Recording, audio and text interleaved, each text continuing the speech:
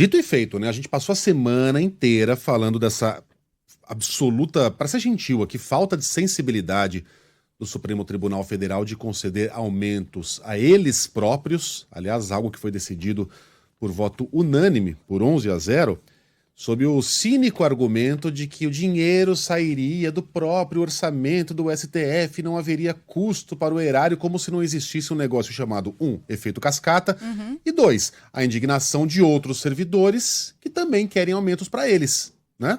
Todo mundo defende o seu. Não deu outra. Agora, o Ministério Público diz que vai pedir o mesmo aumento concedido aos ministros do STF. Conta pra gente, Orengo, bom dia.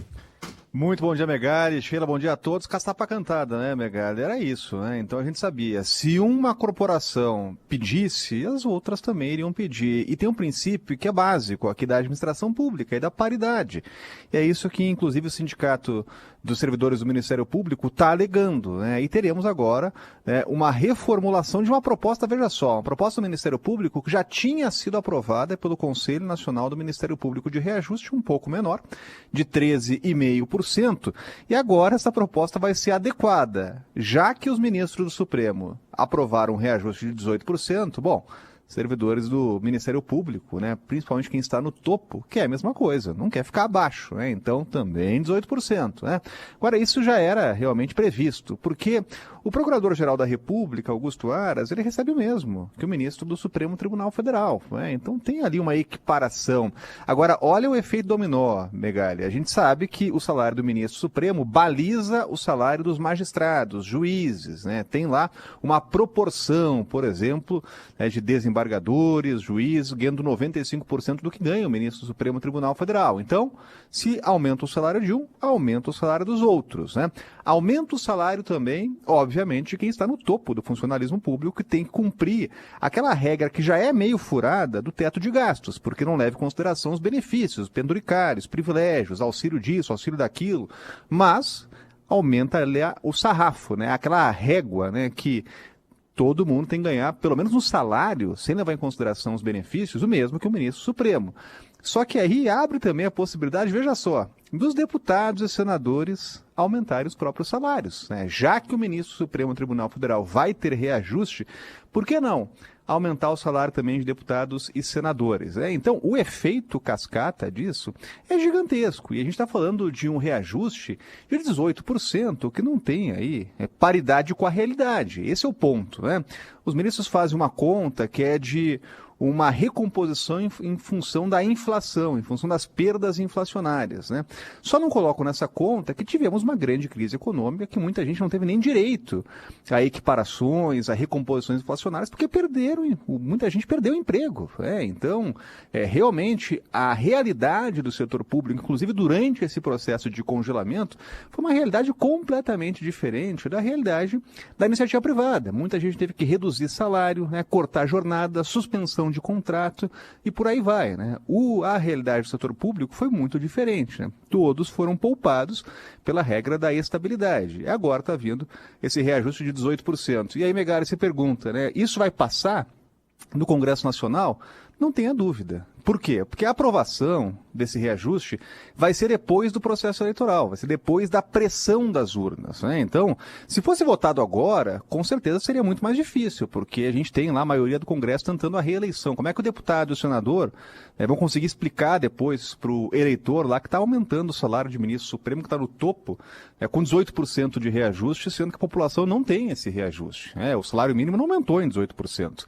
Então é difícil de explicar. Só que a votação é depois das eleições, né? Aí não vai ter a pressão, né? Muita gente, inclusive, vai ter perdido a eleição, vai estar lá, né, nos últimos meses, novembro, dezembro, últimos meses da legislatura, e aí a tendência realmente é aprovar sem grande dificuldade, e aí é bom ficar de olho, né? Ficar com o pé atrás, porque se aumenta o salário do ministro do Supremo Tribunal Federal, abre-se uma oportunidade única dos deputados e senadores de aumentarem os próprios salários também. Então é bom já ficar de olho, né, já antecipar essa discussão, porque isso deve acontecer, né?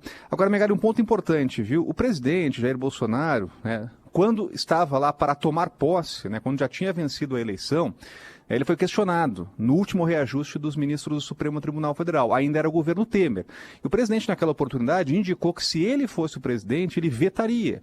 Então tem também essa possibilidade, e terá uma cobrança, obviamente, até em função de manifestações passadas, do presidente por um possível veto, né? Então, agora é aguardar uma grande tendência aí de o Congresso aprovar sem dificuldade até o fim do ano para compor o orçamento do ano que vem.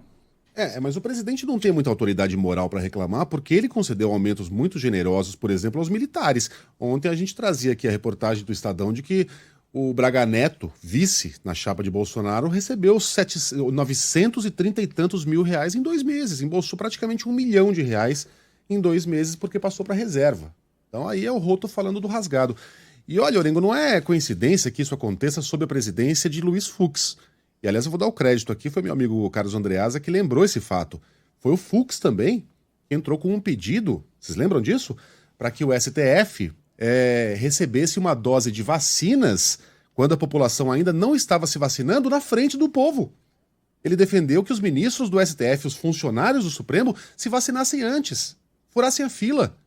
Então, corporativismo graça por ali. Não é coincidência que isso aconteça sob essa presidência. Desculpa, Ellen. Não, eu só ia acrescentar aqui que menos de um mês atrás nós falamos nesse mesmo jornal sobre um benefício que já está sendo concedido aos procuradores, que é aquele do excesso de trabalho. Eles recebem o salário, mas se eles, ao invés de 199, tiverem ali 200, aliás, ao invés de 200, tiverem 201 processos, eles recebem 11 mil a mais por mês. Pelo acúmulo de trabalho. Então, isso eles já estão recebendo, esse benefício. É o salário que eles é para fazer o que eles são pagos para fazer, mas eles recebem um benefício se tiver um pouquinho mais de trabalho do que é o previsto, né? E é até bom lembrar desses pontos, a Ellen lembra bem aí desse benefício, né, que é um reajuste, né? Vamos combinar aqui. O que acontece historicamente, né? Quando não há possibilidade de reajuste, acabam dando um drible, né? Como não tem como ali colocar claramente no orçamento um aumento, né, cria um benefício, um auxílio, uma vantagem, são os famosos auxílios, né? Quanto tempo lá tivemos o auxílio moradia, né, para quem já estava no topo do funcionalismo. E o que é importante, Megali, é que isso não vai para aquela regra do abate-teto, né? Então o cidadão ele ganha lá 39 mil reais, só que por fora, com as vantagens, ganha muito mais. E aí tem que lembrar também que é uma corporação, tanto os ministros, né, o judiciário, quem está no topo, quanto quem está na Procuradoria-Geral da República, que hoje tem 60 dias de férias. E aí aprovaram uma regra no Conselho Nacional de Justiça que nós temos que pagar para quem quiser vender férias. Então o cidadão tem assim, ele começa o ano com 60 dias de férias. E aí ele pode vender 20 dias de férias. E nós somos obrigados a pagar. Então, são aqueles privilégios, aqueles absurdos que permanecem, né? E teriam que ser discutidos, né? Discutidos para, pelo menos, colocar uma realidade mais próxima de quem paga toda essa conta, que é realmente o trabalhador, né? Mas isso aí fica para a próxima legislatura, quem sabe? Colocam aí numa discussão de reforma administrativa. Never. Lembra quando a gente começou a falar dos pontos da reforma administrativa e o próprio STF disse, não, vocês não podem legislar sobre questões internas aqui do Supremo, porque quem tem que tomar essa decisão somos nós. Então, a gente depende, olha que belezinha, a gente depende dos deputados e senadores para que as mamatas no Congresso deixem de existir, e a gente depende dos próprios magistrados para que eles percam as mamatas e penduricalhos que hoje eles têm. Olha, como diria o Bezerra da Silva, só quando o morcego doar sangue o Saci cruzar a perna. Isso não vai acontecer nunca.